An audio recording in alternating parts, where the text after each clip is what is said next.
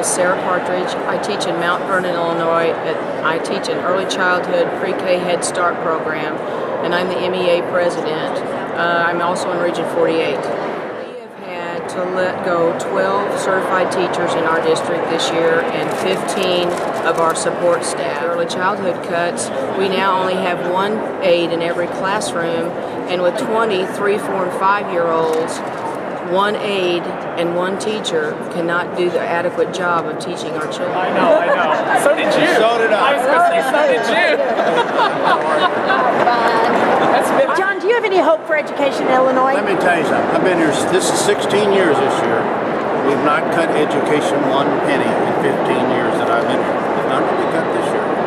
You know, what aggravates me about this day to day is you don't have a meeting with the governor, do you? No. Absolutely, for a budget that cuts education one penny.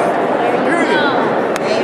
I'm not going to do that. I'm also not going to vote for a 6-month budget because the school cannot hire anybody back that they will with a 6-month budget. I'm not a partisan guy. You know, I work with everybody. We need to get everybody at the table. Okay. Will they come to the table, or is it going to be like Congress and the Senate? I can't answer that. Okay. I can answer John Bradley's willing to sit down. Okay. Anytime, anywhere. Got $22 million out of our budget for this upcoming fiscal year, and if the governor's proposed budget comes through, that's another $20 million or so, and 200 to 300 jobs, and we just don't know where that would come from. Yeah, he's in 300, but only 5 at a time. That's what they said, so we can't see it right now. Maybe we should come back and see it around. Still talking the 6-month budget. Not as much as they were before. It's still discussions, but not as much as it was. Because we hope that everybody realizes that that's not going to help the school situation because they weren't going to. Right. I think that's the problem with the 6-month budget is where does it leave the schools? Yeah, because we can't do a 6-month budget. It's Right. illegal. So we Right. can't operate on a 6-month budget. What do you hear about the tax increase? Nothing. Now, I know when you and I talked a couple weeks ago, you said we talked about 174. Right. And you weren't. 174 is dead.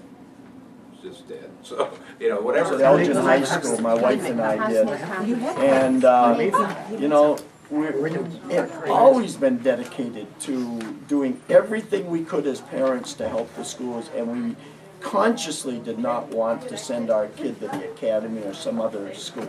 We wanted him part of the community. My kids went through Elgin Public Schools as well, Yeah. and we had them there on purpose when I was teaching. Yeah, So absolutely. we did that. Yeah. I'd do it again today. Exactly.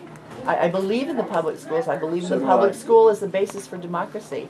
If our public schools go out, we've got, we have problems with democracy. Yeah, you're right. Because it requires an educated electorate. Yeah. And I emphasize that to my kids all the time. People are tired of getting blamed for the situation. In our district, the teachers are getting blamed for everything. And it's got to stop. It's not our fault. We're doing our job every day. We're putting a smile on our face. We're going in our classrooms. We're trying to do the best job we can do.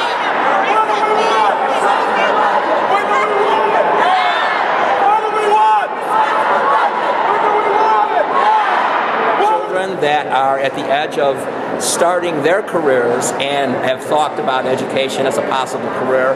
And even though education has been a wonderful experience for us, saying in good conscience, we would be very loath to recommend education as a career, given that they would have to work until 67 to get their pensions and that they would have other impediments that we never had to experience. My name's Andrea Reiser. I'm from SIUE. I'm here with the IEA student program from SIUE. I'm the president for the local chapter, and we have about 25 members here today. And our goal for today is just to get our voices out here to say that we are some great teachers and we need jobs.